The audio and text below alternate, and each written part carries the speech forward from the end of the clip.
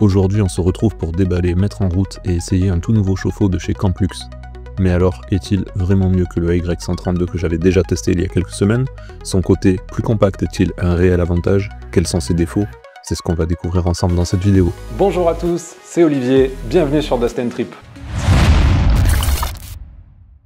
Et tout d'abord, je tiens à remercier Camplux, donc la marque qui m'a envoyé gratuitement ce chauffe-eau. Si tu as vu mes vidéos il y a quelques semaines, j'avais déjà testé le modèle AY132, donc on va voir si celui-ci est mieux. Quoi qu'il en soit, même si le produit m'a été offert, je donnerai mon avis objectif, comme d'habitude, avec ses points positifs et ses points négatifs. Et tu vas voir, petit spoil, il n'y a pas que du bon. Allez, sans plus tarder, on déballe tout ça parce que je ne l'ai pas encore vu, mais j'ai très hâte. Et pour info, ce chauffe-eau vient tout juste d'être commercialisé en Europe. Avec un peu de chance, je suis peut-être même le premier youtubeur français à t'en parler. Et voilà la boîte. Donc comme tu peux le voir, on a un beau carton à l'effigie de Camplux. Allez, sans plus tarder, on va l'ouvrir. C'est le temps d'aller récupérer mon supercutter pas du tout rouillé.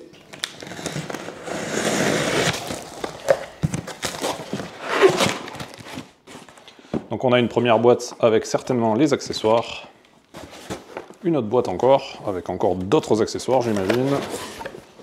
Ah, là c'est tout ce qui est tuyau, et le fameux chauffe-eau qui est bien calé. Ouais, ça a l'air sympa. Alors première impression comme ça à chaud, je le trouve relativement léger.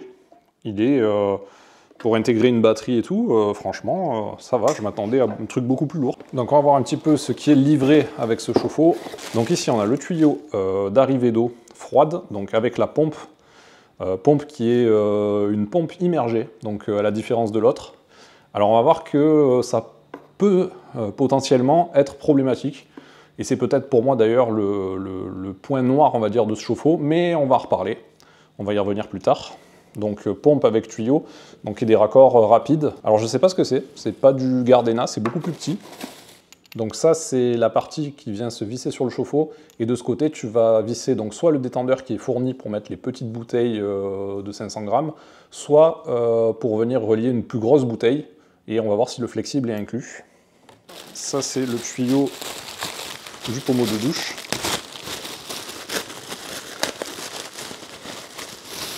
Donc ce qui est bien, c'est que les tuyaux sont plus souples que sur l'autre. On dirait des tuyaux en silicone et sont vraiment très souples. L'autre, quand il faisait froid, c'est vrai que les tuyaux étaient assez rigides. Après, avec l'eau chaude, du coup, ça allait. Mais quand le tuyau était vraiment froid, il était plutôt très rigide. La douchette, bon, elle ressemble beaucoup à celle du AY132, donc, sauf qu'au lieu d'être blanche, elle est grise, très jolie. Ça fait un petit rappel de couleur, c'est sympa. Donc toujours pareil avec le système d'interrupteur, donc pour arrêter le jet, et 3 types de jets sélectionnables. Donc je pense que c'est exactement les mêmes que sur l'autre. Donc voilà, le joint est fourni, tu as juste à visser ton pommeau sur le tuyau de sortie, donc rouge pour le chaud, bleu pour le froid, pas compliqué.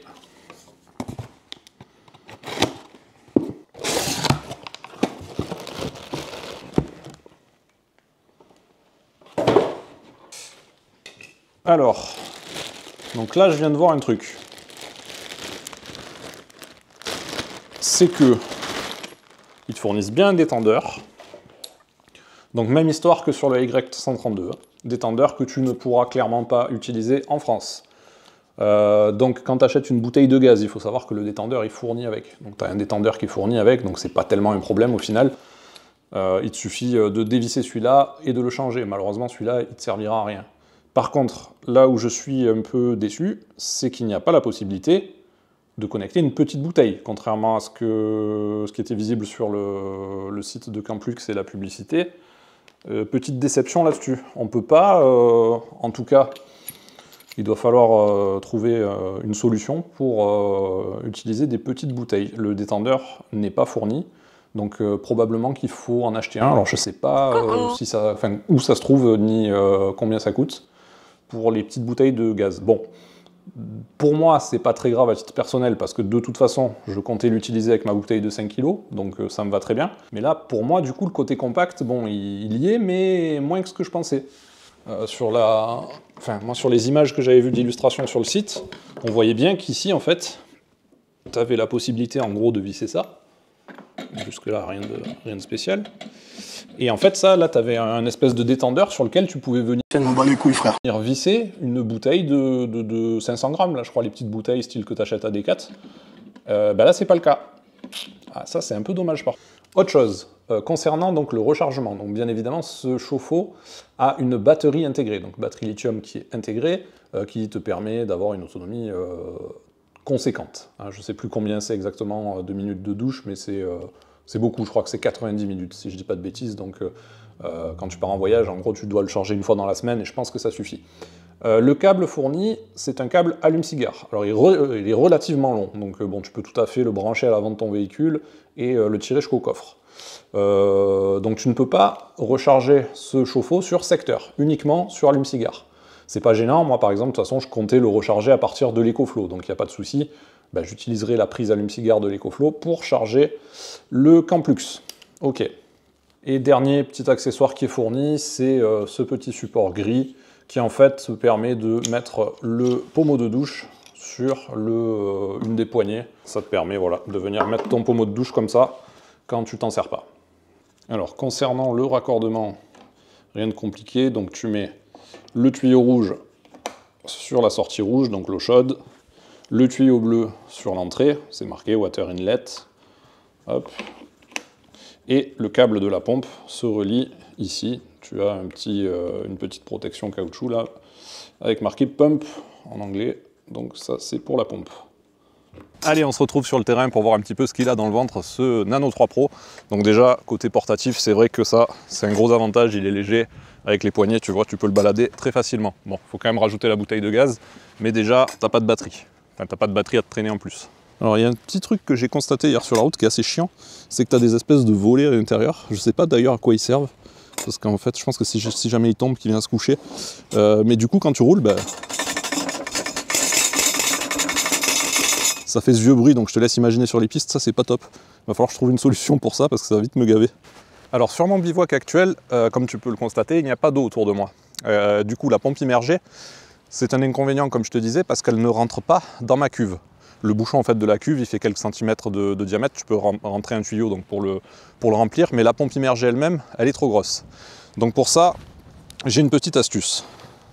Vu que dans le Duster, j'ai déjà donc la cuve d'eau avec une pompe, en fait je me suis fabriqué, regarde, un petit tuyau avec d'un côté un embout rapide Gardena, donc ça c'est les embouts standards en fait, d'arrosage que tu trouves dans le commerce, et j'ai retrouvé un connecteur rapide sur AliExpress, donc pour le chauffe-eau. Je vais te mettre le lien si ça t'intéresse, parce que j'ai un peu galéré à le trouver ce truc-là. Mais au moins comme ça, tu peux te faire un deuxième tuyau. Donc soit tu mets ta pompe immergée, soit tu peux utiliser directement la pompe et la cuve que tu as dans ton véhicule. Moi là, dans la plupart des cas, ça va être ça. Ici, je ne peux pas utiliser la pompe immergée. Donc tu vois, sur le 4x4, ici j'ai mon tuyau, ma sortie d'eau directement de la cuve et de la pompe. Je viens raccorder mon tuyau spécifique. Et du coup, je peux le connecter directement sur l'entrée du chauffe-eau. Et là, je peux me passer de pompe, du coup. Enfin, je peux me passer de sa pompe à lui. Donc, à présent, il ne nous reste plus qu'à raccorder la douchette. Donc, raccord rapide. Tu as juste à pousser, ça rentre, c'est clipsé, c'est fini. Et le gaz. Donc, avec le tuyau qui est fourni. Donc, tu viens brancher ça à l'arrière du chauffe-eau. Ça se visse direct. Et c'est assez vite installé. Ensuite, tu viens clipser ton détendeur. Clac. On n'a plus qu'à ouvrir le gaz.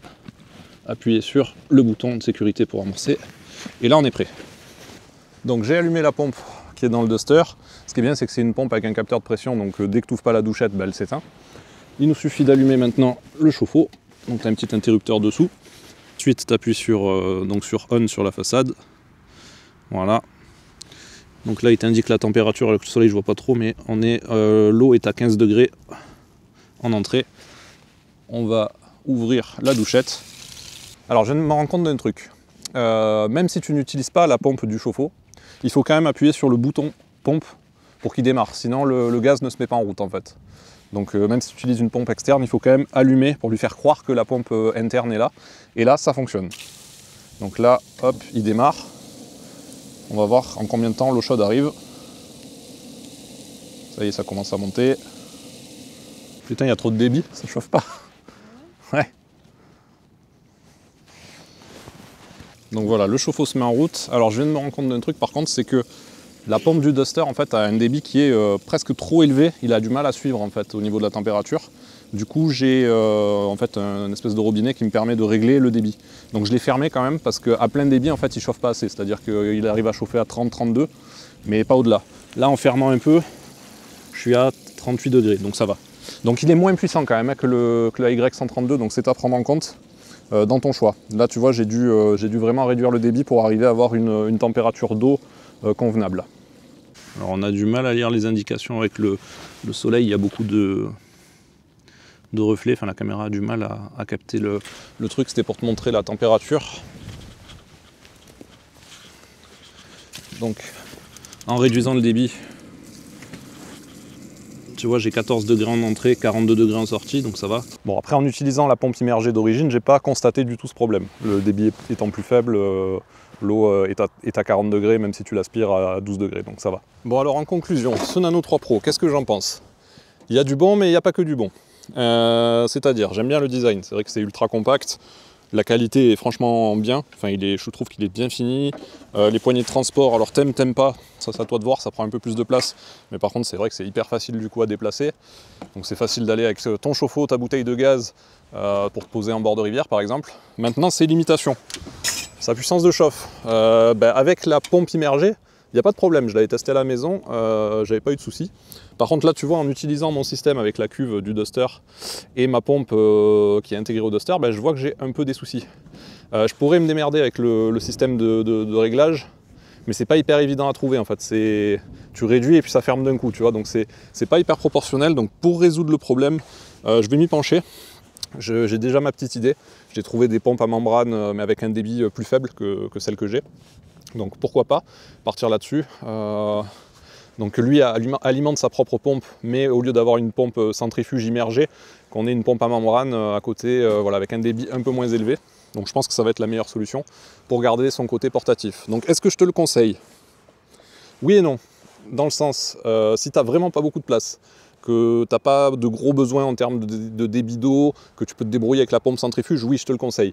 Maintenant, si tu es un petit peu dans mon cas, donc avec une cuve déjà dans le véhicule, je pense que le AY132 sera quand même plus adapté, parce qu'il a une plus grosse puissance de chauffe, et donc avec même des débits d'eau un peu plus élevés, ça reste mieux. Niveau encombrement, c'est sûr que là-dessus, bon, c'est imbattable, hein, il est vraiment petit, mais quoique, on va faire un petit comparatif, tu vas voir, je vais mettre les deux côte à côte une fois rangés, et tu vois que ça fait pas non plus une si grande différence. Donc voilà, pour te faire une petite idée, donc ici tu as le Nano 3 Pro avec donc, les accessoires qu'il te faudra, donc je vais rajouter une petite pochette, quelque chose, et ici tu as la Y132 avec son sac, et tout est dedans. Ça aussi, autre bon point pour la Y132, il est fourni avec un sac de transport. Celui-ci qui est pourtant bien plus cher, n'a pas de sac. Alors il y est, mais sur la version pas pro, mais max ou je sais plus, un truc comme ça, où tu as une douchette pour laver les animaux. Bon, je pense que, à moins que tu aies ton chien avec toi en bivouac, sinon il n'y a pas trop d'utilité. Mais voilà, à toi de voir.